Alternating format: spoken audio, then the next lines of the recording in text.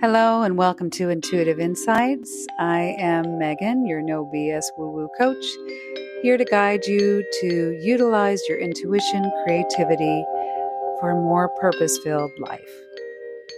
This week, we're looking at a spiritual sketch that came from a reading, and the universal message is you are an echo of the wisdom of your ancestors. There is a study on water and how water has memory, has intelligence. If you place a cup of water with an image underneath and then freeze it, it will actually create the image upon which it sits. Water has memory. It holds energy.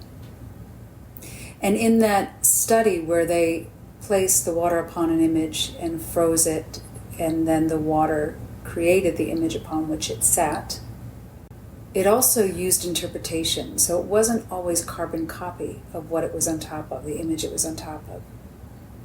It used interpretation, flipped things around.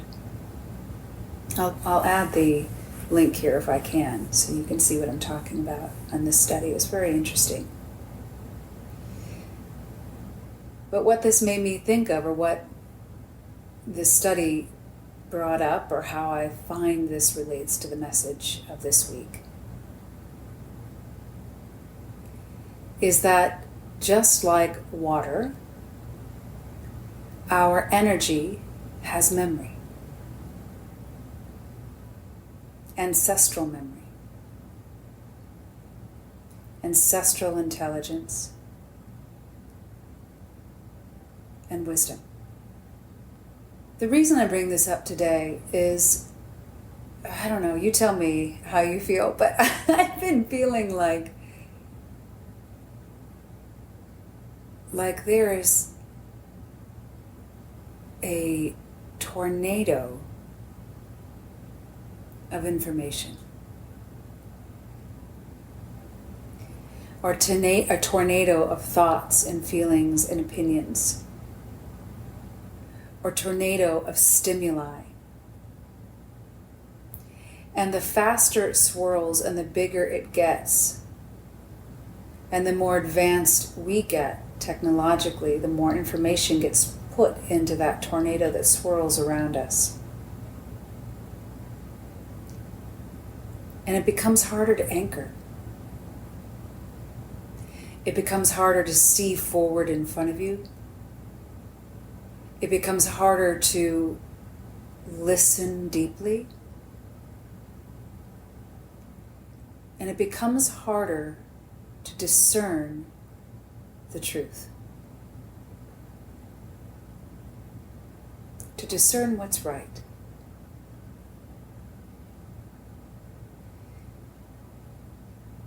The saying, change is the only constant in life, is one of my favorites. And the only thing we can count on is that things will change. Because things grow, and growth is change. The only time things stop growing is when they die. So change is good. Growth is good. Not always easy, not always pleasant, but it is good.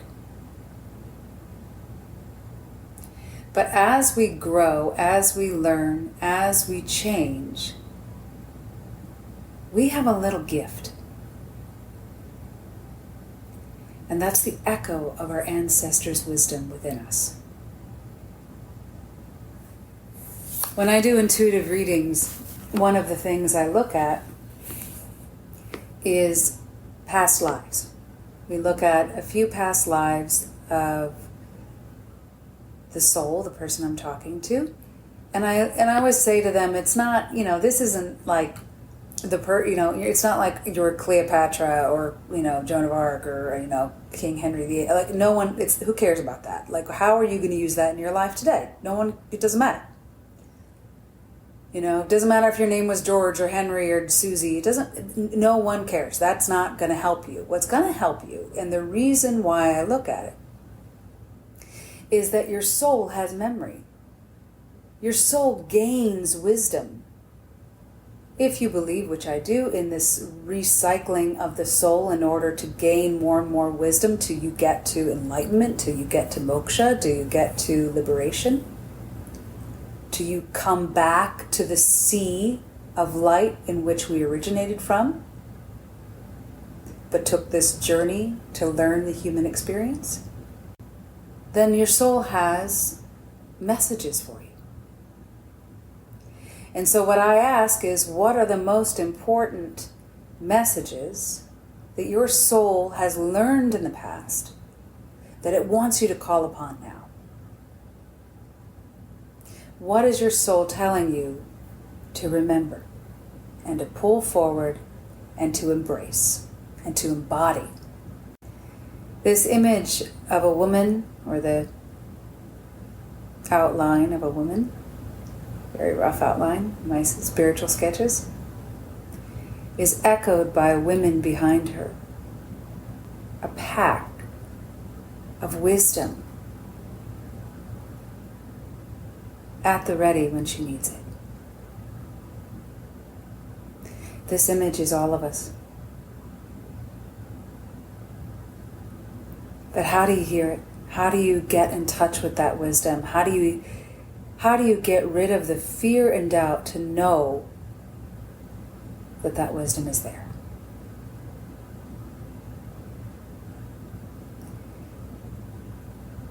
And it comes with taking shelter from the storm. Taking yourself out of the tornado. Eliminating the distractions. Anchoring down into your cellar in the quiet where it's just you. And once you get quiet, once the noise settles, the volume on your soul's wisdom starts to turn up. It's inevitable.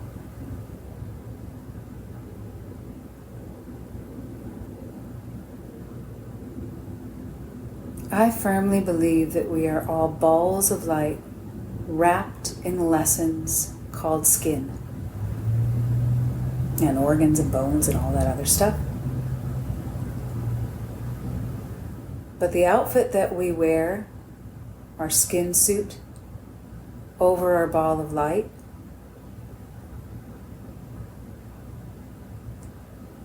is the problem.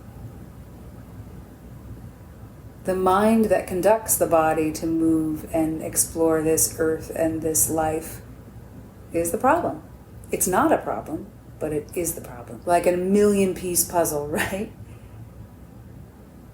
There's nothing wrong with the puzzle. It's 1,000,000 pieces. There's nothing wrong with that. Putting it together, that's a problem. A problem to be solved, but it's a problem. Pulling back the layers of fear and doubt and anxiety and anger. And once you do that, once you sit with yourself and you're alone, and all those layers of emotion and thought, which are not originally a part of your light, melt away, then all you're left with is love. Love and light. All else goes away. And that's how I know, in my experience, and I hope you find in your experience, that is the truth. Love, light, trust, faith, hope, connection, all those aspects of love, that's who we are at our core. That is the truth. And everything else is just an obstruction to connect to that. It's a challenge attached to a lesson to connect to your light. So however you're feeling now, and in these past few weeks, whatever's swirling around you in the weeks to come, be still. Remember your light. Get quiet. And allow the wisdom of your ancestors to guide you.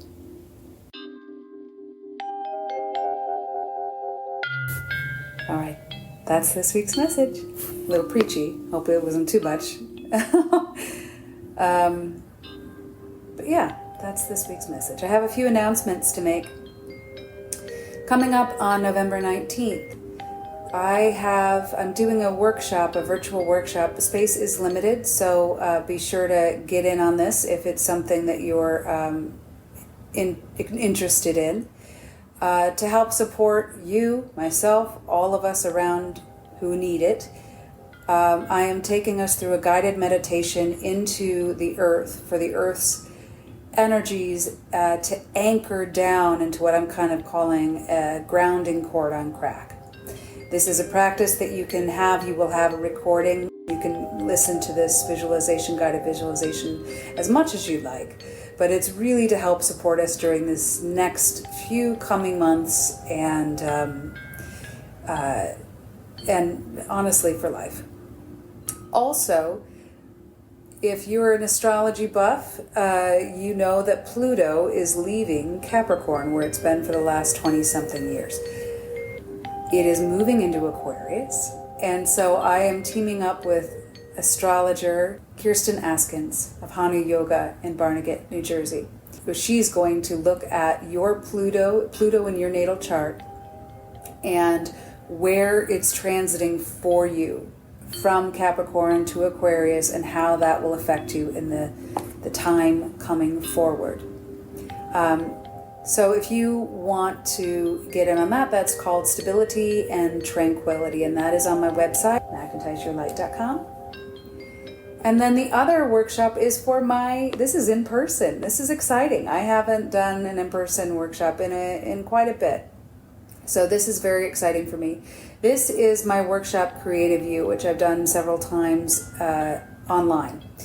This workshop, I guide you through a generalized grounding cord, some guided visualizations to ground. We look at some psychic tools that you can utilize for yourself. And then I do mini readings. As I do mini readings, you have a workbook that you can creatively express through, journal, and then we all share our insights at the end, because learning from each other is the biggest chunk of gold in this whole self-evolutionary process, is probably the best way to say it. So yeah, that'll also be on my website, magnetizeyourlight.com, either at my store or in courses. So it is $57 if you were in Chicago until the 15th with code WILDLIGHT. That'll be at Wildlight Yoga Studio in Portage Park.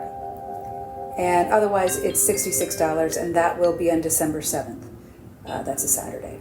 So I hope to see your faces, either virtually or in person. And thank you so much for listening. If you feel like these messages that I share, these visuals, these meditations, all the work that I do here, if you feel like any of this might benefit someone, especially now, please feel free to share, like, subscribe. That helps me share more, and I'm hoping it helps them more. All right, have a beautiful, beautiful week. Big buckets of love. Talk to you soon.